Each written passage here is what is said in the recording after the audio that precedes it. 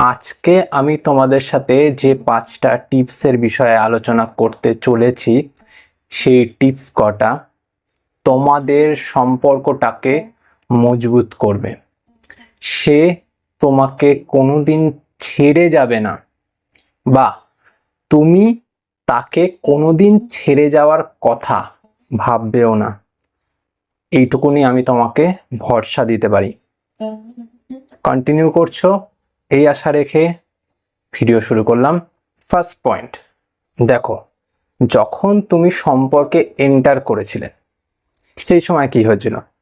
তুমি তার সাথে কি ব্যবহার করতে?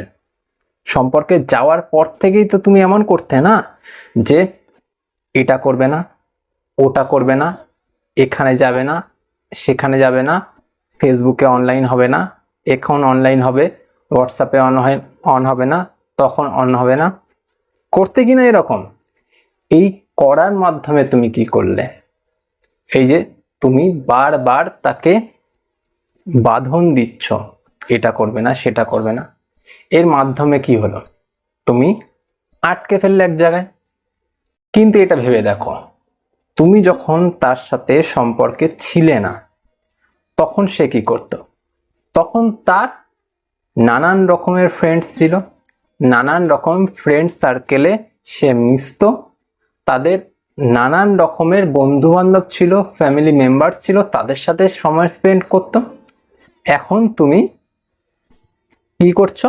যখন তুমি সম্পর্কে এসে গেছো, তখন তুমি মনে করছো আমি তোমার সব থেকে বেশি ভালো একজন বন্ধু, কম্পেনিয়ন, ভালোবাসার মানুষ। আর তাই তুমি এই সব জায়গায় গেলে বা এদের সাথে মিশলে খারাপ হবে, ভুল হবে, তার ফলে সম্পর্কটা নষ্ট হয়ে যাবে। কিন্তু এটা করার ফলে, তুমি যে এটা করছো সম্পর্কটাকে বাঁচানোর জন্য, সেটা করার ফলে সম্পর্কটা নষ্ট হয়ে যাচ্ছে। এটা কিন্তু তুমি বুঝতেও পারছো না। তোমার বোঝার আড়ালে কিন্তু সম্পর্কটা খারাপ হয়ে যাচ্ছে। সে কিন্তু তোমাকে প্রথম থেকেই ভরসা করতে পারছে না, তোমার কাছে থেকে সে দম বন্ধ ফিল করছে, বুঝলে? তাই প্রথমেই এটা করা বন্ধ করতে হবে যে এখানে যাবে না, ওখানে যাবে না, সেখানে যাবে না। সেকেন্ড পয়েন্ট, সম্পর্কে গিয়েই তো এখানে যাবে না, ওখানে যাবে না করেছো, কিন্তু তার কাছে কি কোনো সময় জিজ্ঞাসা করেছো যে তোমার ছোটবেলার কি কি স্মৃতি আছে?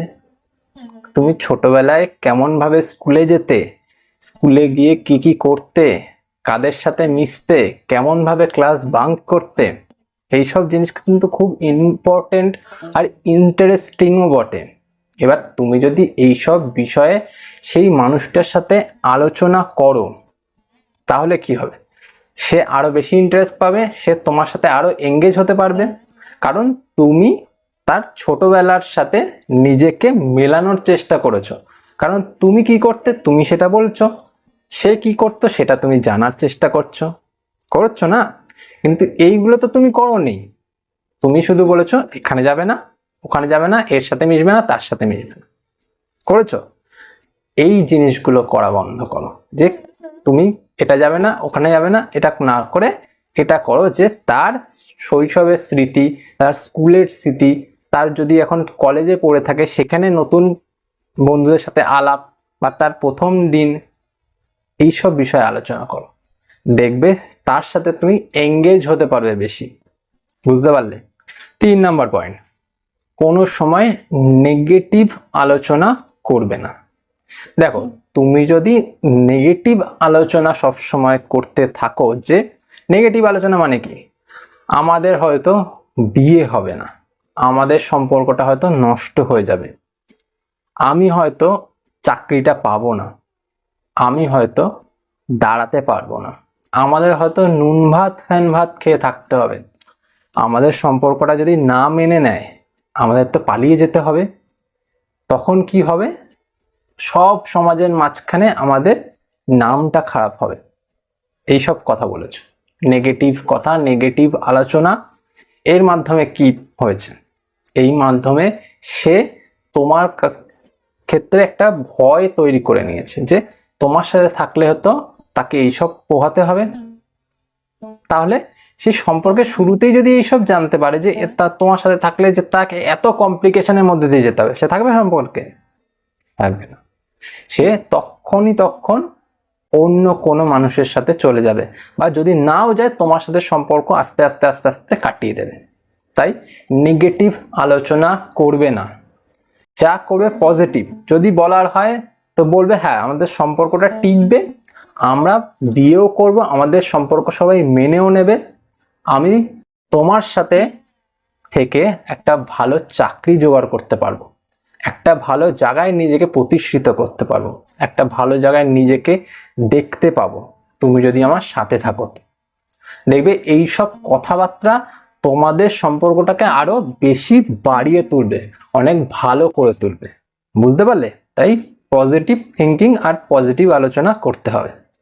4 নাম্বার পয়েন্ট, দেখবে সেই মানুষটা যার সাথে তুমি সম্পর্কে আছো, সেই মানুষটার একটা হয়তো লক্ষ্য আছে যে সে একটা কিছু করতে চায়, একটা জায়গায় পৌঁছাতে চায়, একটা জায়গায় স্টেবল হতে চায়।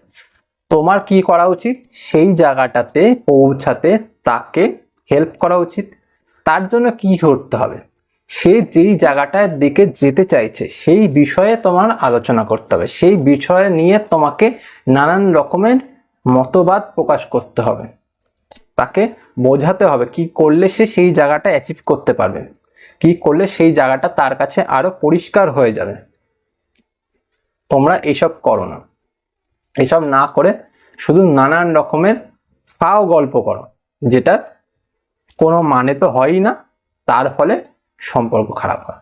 তাই তোমাকে এটাই করতে হবে যে সে যদি কোনো একটা গোল সেট করে থাকে, সে গোলটাতে পৌঁছাতে তাকে হেল্প করতে হবে, সেই বিষয়টাকে তার কাছে উদ্বুদ্ধ করে তুলতে হবে, যাতে সে উদ্বুদ্ধ হয় ব্যাপারটা।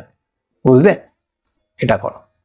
5 নাম্বার পয়েন্ট, সেটা হলো তুলনা করা।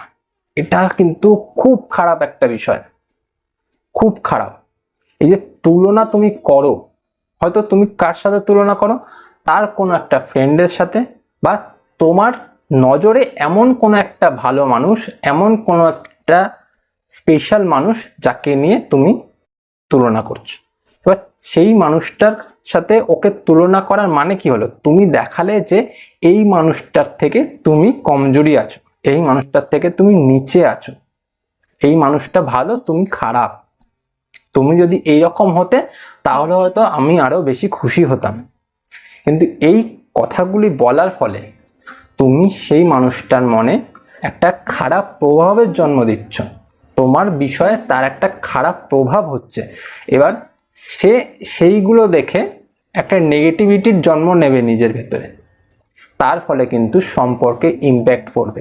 তখন সেই মানুষটা ভাববে যে আমি কার সাথে আছি, যেই মানুষটা আমাকে সবসময় অন্যদের সাথে তুলনা করে বেড়ায়, অন্যদের সাথে কম্পেয়ার করছে, আমি এর সাথে আর থাকবো না, আমি একজন ভালো মানুষ পেলে আমি একে ছেড়ে চলে যাব।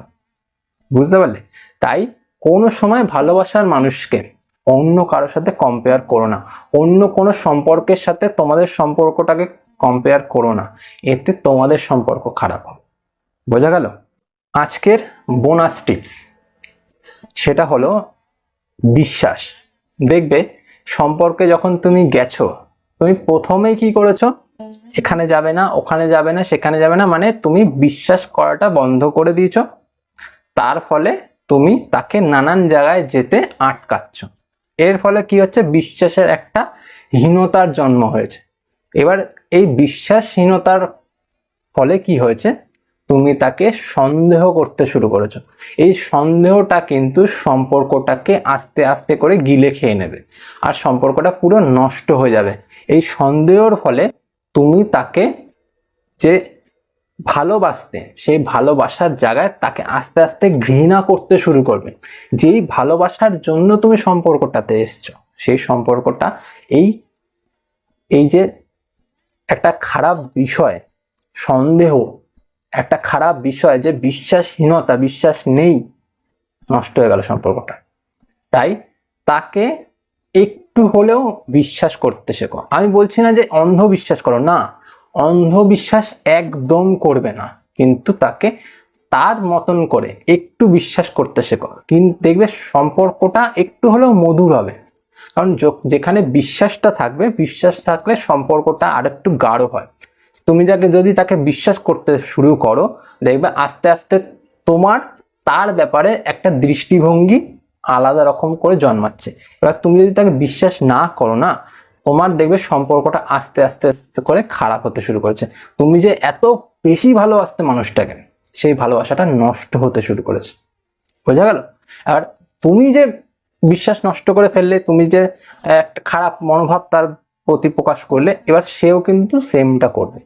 আস্তে আস্তে কি তোমাদের এত ভালোবাসা, এত সাফল্যের একটা সম্পর্ক নষ্ট হয়ে গিয়ে জিরো হয়ে যাবে। হয়তো তোমার আর তার একটা জায়গায় গিয়ে শুভ পরিণতির দিকে এগানোর কথা ছিল, কিন্তু সেটা আর হবে না। তাই একটু হলেও বিশ্বাস করা শুরু করো। একটু বিশ্বাস যদি তুমি জন্ম দিতে পারো, আস্তে আস্তে সেই বিশ্বাসের ভিতটা বাড়তে শুরু করবে। এই ছিল আজকের 6টা পয়েন্ট। 5টা বলেছিলাম, একটা বেশি বলে দিলাম। যদি ভিডিও ভালো লেগে থাকে অবশ্যই লাইক করে যাও, সাথে সাথে চ্যানেলটা সাবস্ক্রাইব করে নাও। যদি ভিডিও ভালো না লাগে, কিচ্ছু করার দরকার নেই। তুমি যে শুনেছো, তোমার একটু হেল্প হয়েছে, তাতেই আমি অনেক খুশি। Thank you so much video দেখার জন্য। আজ চলি, পরে দেখা হবে অন্য একটা ভিডিওতে।